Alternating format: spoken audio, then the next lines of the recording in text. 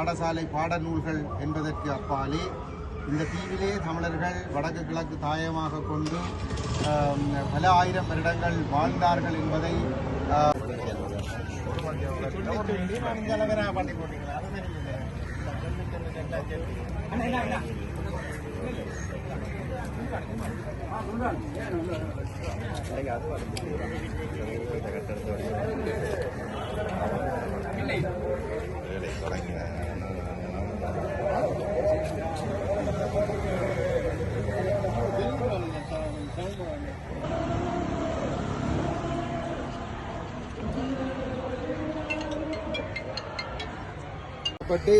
தென்னிலங்கையில் இருந்து பல்லாயிரக்கணக்கான தமிழர்கள் படுகொலை செய்யப்பட்டு லட்சக்கணக்கானவர்கள் அங்கிருந்து கப்பல்களிலே வடபகுதிக்கு அனுப்பி வைக்கப்பட்டு தமிழர்களுடைய வியாபார நிலையங்கள் எல்லாம் அழிக்கப்பட்டு அவர்களுடைய சொத்துக்கள் கொள்ளையடிக்கப்பட்டு